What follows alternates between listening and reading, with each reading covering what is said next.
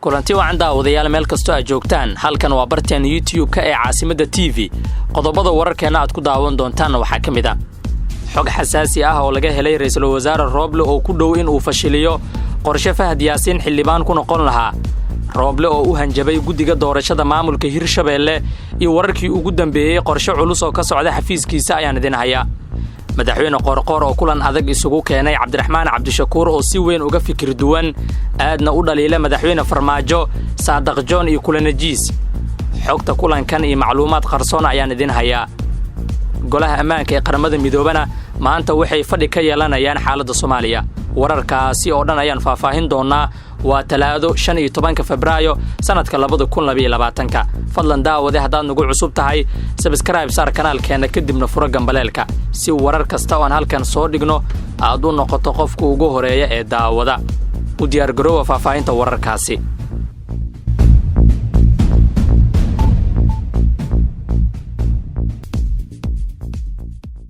waa hagaag aan ku bilaabo warkeena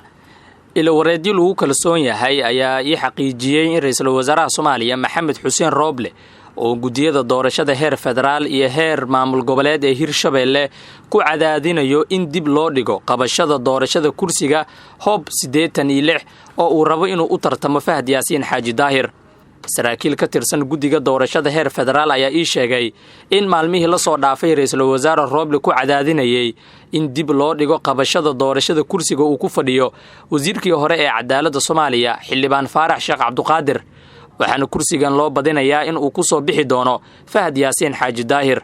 lama oga sababta rasmiga ah ee ra'iisul wasaaraha Soomaaliya u codsaday in dib loo dhigo doorashada kursigan balse waxaa la sheegayaa in Faarax Sheekh Cabduqaadir oo kamid ah murashaxiinta kursigan uu dalka uga maqan yahay xaalad caafimaad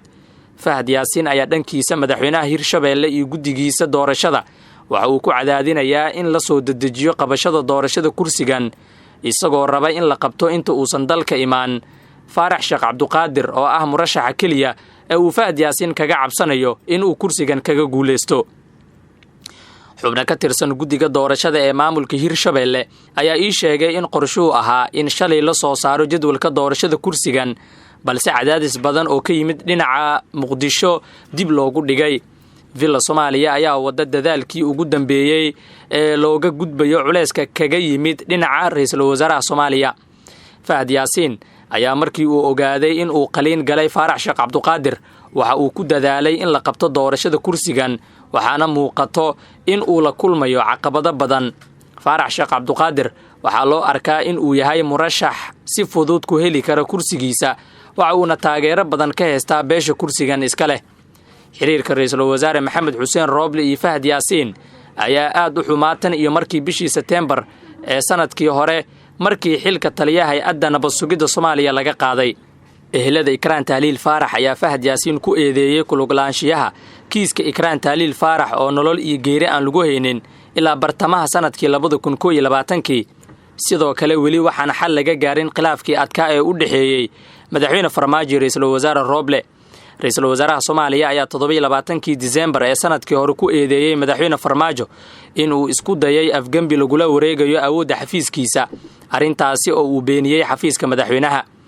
doorashada Soomaaliya ayaa maraysa meel xasaasi ah iyadoo xubnaha cusub ee golaha shacabka ay ka mid yihiin saraakiil ciidan iyo kuwa ka tirsan sirdoonka Soomaaliya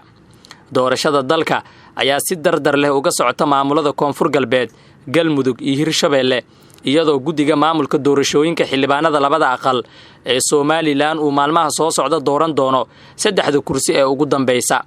Puntland iyo Jubbaland ayaa dhankooda gaabis ka muuqda waxaana weli aan xal muuqda laga gaarin khilaafkii hareeyay Boosaaso iyo Garbaharey oo ah degmooyinka labaad ee ay ka dhacayso doorashada maamuladaasi madaxweynaha maamulka Galmudug Axmed Cabdi Kaariyo Qorqor ayaa kulan foolka foola isugu keenay siyaasiga Cabdiraxmaan Cabdishakuur Warsame Saadaq Cumar Xasan Saadaq John iyo Cabdullaahi Aadan Kulane oo saddexdooduba loo doortay xildhibaan ka tirsan golaha shacabka kulanka oo ahaa mid xasaasi ah ayaa ujeedkiisa waxa uu ahaa iscafin sida ay shaacisay madaxtooyada Galmudug oo qoraal kooban ka soo saartay kulankaasi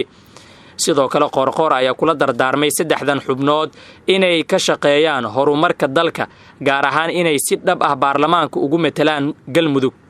madaxweynaha galmudug axmed cabdi kaariyo qoorqoor ayaa kulan ujeedkiisu ahaa iscafin iyo dardaaran la qaatay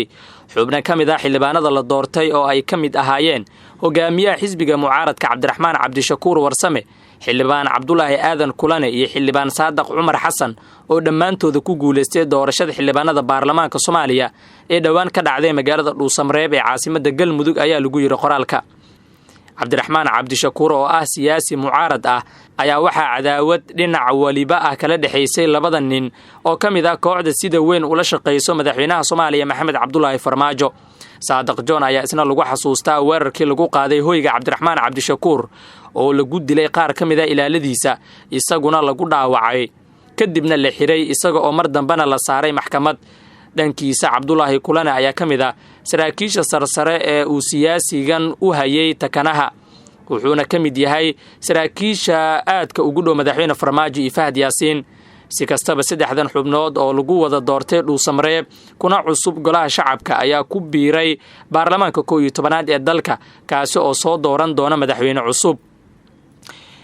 gabagabada wararkeenna ayaan daawadayaal isla soo gaarnay. golaha ammaanka ee qaramada midoobe ayaa gelinka dambe ee maanta yeelan doono shir ku saabsan xaaladda soomaaliya kaasi oo looga hadlayo arrimaha taagan gaar ahaan amniga dalka, doorashooyinka iyo abaaraha. kulanka oo furmaya 6 maqribnimo ee xilliga geeska Afrika ayaa si gaar ah loogu gorfeen doonaa xaaladihii ugu dambeeyay ee soo kordhay iyo arrimaha bini'aadanimada. sidoo kale waxaa kulankan khudbad dhinacyo badan taabanayso ka jeedin doono wakiilka xogeyaha qaramada midoobe u qaabilsan Soomaaliya James Iswan oo ka warbixin doono xaaladda kala guurka ah ee Soomaaliya iyo wixii ka dhaqan galay heshiiskii doorashada. golaha ammaanka ayaa sidoo kale kulankooda ku soo qaadi doono howlgalka AMISOM oo mustaqbalkiisu gabagaba yahay si looga tashado qorshaha kala guurka ah ee Soomaaliya. Francisco Madera oo ah madaxa howlgalka AMISOM ayaa isna shirkan ka hadli doono wuxuuna jeedin doonaa khudbad ku saabsan waxqabadkooda iyo mustaqbalka AMISOM. howlgalka AMISOM oo 3 bilood loogu daray waqtiga ayaa dhamaanayo 31 Maarso ee sanadkan 2022 balse waxaa loo bedeli doonaa mid ku meel gaar ah. shirka golaha ammaanka ee qaramada midoobe ay ka yeelanayaan Soomaaliya ayaa ku soo aadayo xilli dalku ku jiro xaalad kala guur ah ayna weli socoto doorashada golaha shacabka. ugu dambeyn haddaan eegno gudoomiyaha baarlamaanka koonfur galbeed cali saciid fiqi ayaa maanta si rasmi ah u shaaciyay murashaxnimadiisa kursiga hoob 187 ee golaha shacabka baarlamaanka Soomaaliya. fiqi ayaa isla maanta qaatay shahaadada murashaxnimada isagoo ka gudoomay guddiga siid ee dowlad goboleedka koonfur galbeed. guddiga hirgelinta doorashooyinka koonfur galbeed ayaa shahaadada murashaxnimada xildhibaan gudoonsiiyey Dr. Cali Saciid Fiqi oo u tartamaya kursiga tirsigiisu yahay hoob 187 ayaa lagu yiri war qoraal oo ka soo baxay guddiga. kursiga uu haatan isku soo sharaxay Fiqi oo si gaar ah loogu xiray ayaa waxaa horay ugu fadhiyay Shariif Sheekh Qunamaye oo ka tirsanaa baarlamaankii 10aad ee dalka. Dr. Cali Saciid Fiqi ayaa horay isaga oo ahaa safiirka Soomaaliya ee ururka midowga Yurub waxaa loo doortay gudoomiyaha baarlamaanka koonfur galbeed. haddase waxa uu raadinayaa kursi ka tirsan golaha shacabka isaga oo taageero weyn ka helaya madaxweyne Cabdicasiis Laftagareen. sidoo kale ninkan waxa ay aad isugu dhow yihiin madaxweynaha Soomaaliya Maxamed Cabdulaahi Farmaajo ayada oo wararka ay intaasi ku darayaan inuu doonayo inuu u tartamo gudoonka sare ee golaha shacabka. xubnaha kale ee maanta qaatay shahaadada murashaxnimada waxaa ka mid ah wasiirka dhalinyarada iyo ciyaaraha Soomaaliya Xamza Saciid Xamza oo u tartamaya hoob 194. koonfur galbeed oo ah maamulada ugu horeysa doorashada ayaa soo saartay xildhibaano u badan dhalinyaro kuwaasi oo bedelay rugcadayaashii muddada ku soo jiray baarlamaanka. halkaasi ayaan ku soo gabagabeynayaa warkii aad ka daawanayseen caasimada TV ee nabadgelyo.